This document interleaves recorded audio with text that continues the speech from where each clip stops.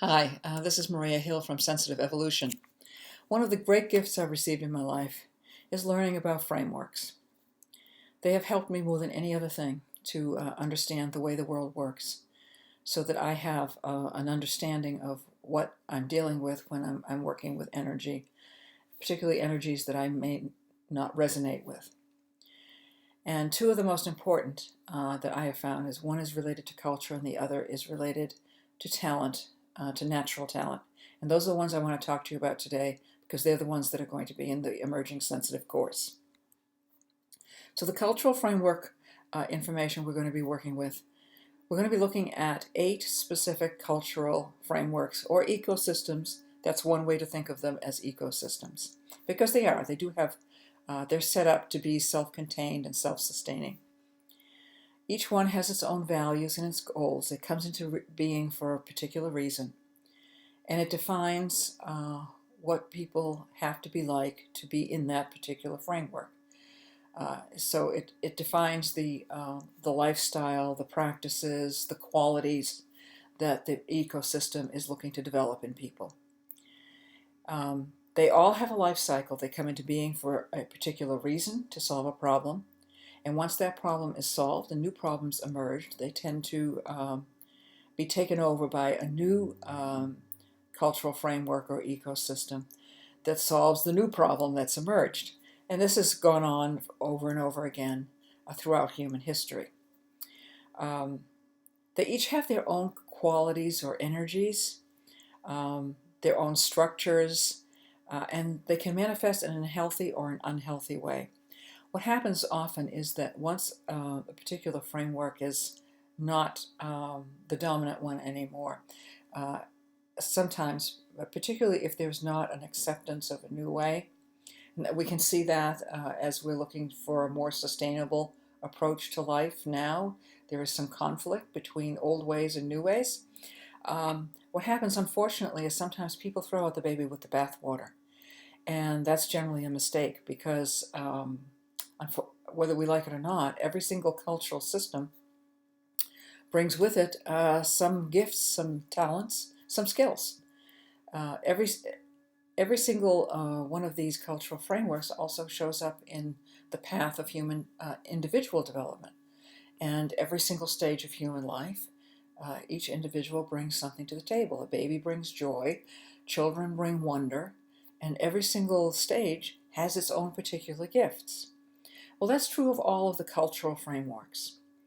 Now, yes, sometimes they can be unhealthy, but being aware of them and what they need helps us to interact with people who are in a different place, on a different journey, in a way that is constructive. And that's all to the good. Each culture has its own story, has its own myths, the stories that matter to it. But it's important for us, whether we resonate with the culture or not, to be aware of its contribution and potential contribution so that we can interact in a mutually respectful way. This cultural framework will help you do that. It will help you be detached from other types of the frameworks where you don't resonate, and yet at the same time you can treat people with the kind of respect that comes from knowing the particular gifts that a particular framework brings to the table. So it's much more rewarding to be able to interact from that place of regard with other people, even if you don't see eye to eye with them. And this cultural framework will help you do that. Now, the other one is about talent. I haven't talked about this a whole lot. Talent and energy are very related. They're natural. We have natural energies and natural tendencies that are independent of the cultural values and cultural frameworks.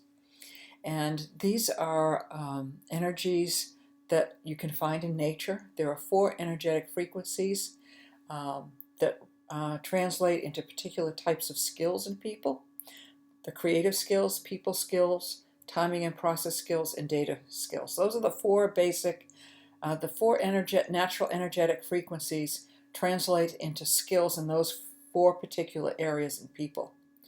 Now, there are 8 energy profiles, and you will have the opportunity to take a test a little assessment that will help you understand where your energy profile is and which of the 4 energetic frequencies, well, how they show up in you, because we all have some of them, but they show up differently in different percentages, and that will translate into a particular energy profile that will help you understand your unique mix of skills and gifts.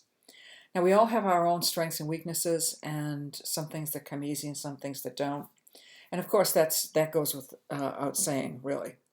But there's really more to it than that. This is not just about understanding what your skills are or what your strengths and weaknesses are. It's about understanding your unique way of leading, for instance. What is the unique quality or qualities you bring to the table? For introverts, it's different than for extroverts, and not all introverts are sensitive, but there are certain sets of energetic qualities that align much more with introversion than with extroversion. In our country, we encourage people to be entrepreneurs. Well, not everyone should be an entrepreneur. Their energy frequency may put them in a place where they really shouldn't be entrepreneurs. So understanding your energetic frequency and your profile helps you understand, should I be an entrepreneur? Even though that's what's encouraged in your culture, that doesn't mean it's the right thing for you, or that you're going to bring your best to the table if that's what you do. So understanding that unique energy profile helps you not only bring those qualities to the table, but it's a way of your creating trust, because when you're operating from that place where you are uniquely gifted, you are operating at your best, you operate at your best naturally, and everybody benefits from that. And you will have your own particular unique way in a team that also creates trust. Now, there is a lot of depth to these profiles, and that's one of the wonderful things about them.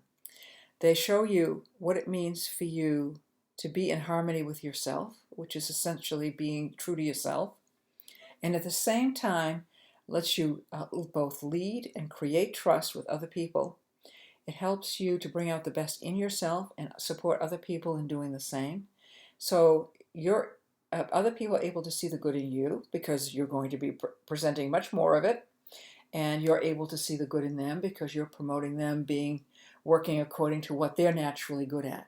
So when you have a group of people and everyone is doing what they're naturally good at, then you have a situation where there's a lot of harmony, there's a lot of productivity, and people aren't overworking. They're easily getting their work done. And so life is much more in balance. There's less overwhelm, there's less stress, and it's a much more natural and rewarding way to work. This particular framework will help you create that in your life. So between the cultural frameworks, which give you the lay of the land of the world, which will help you find kindred spirits, will help you understand people who are different, and the talent framework, which helps you understand your natural place in the work ecosystem and how to work with others, you have 2 phenomenal tools to help you make life work for you well. So frameworks and energy mastery are very related, I think, particularly for highly sensitive people. The nice thing about frameworks is they give you, essentially, they give you reality. And if you have a handle on the realities of cultural frameworks and talent, then once you have that, and you're not spending all of your time trying to understand this bit of overwhelm or this bit of information and getting bogged down, you now have the opportunity to look at possibilities in a different way. And it lets you process information better and lets you work more effectively with other people. So frameworks really give you the chance to get beyond overwhelm, get beyond getting bogged down, getting beyond feeling bad that you can't process things fast enough. They help you to eliminate a lot of noise so that you can focus on what you need to focus on. And as a result, you can not only find new possibilities you may not have seen in the past, but you can also find whatever the next step is or the decision you need to make much more easily.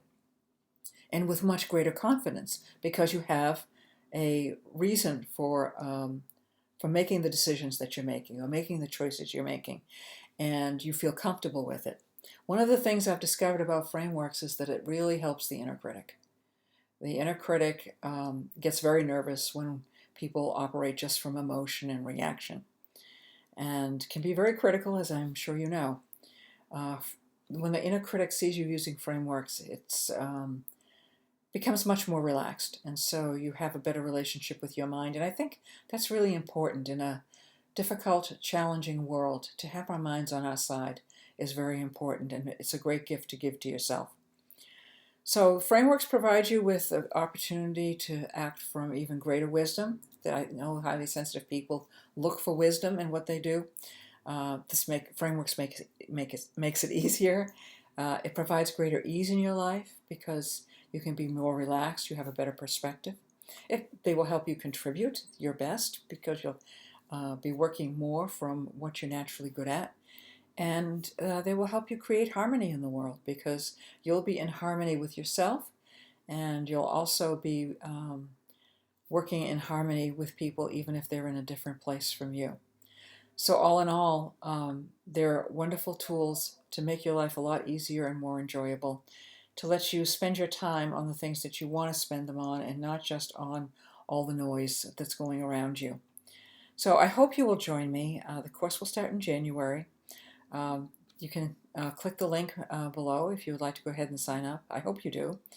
It's going to be a wonderful course. We're going to be working in community, so we're going to have lots of discussions, lots of trying out of ideas, and I think it'll be very rewarding for everybody.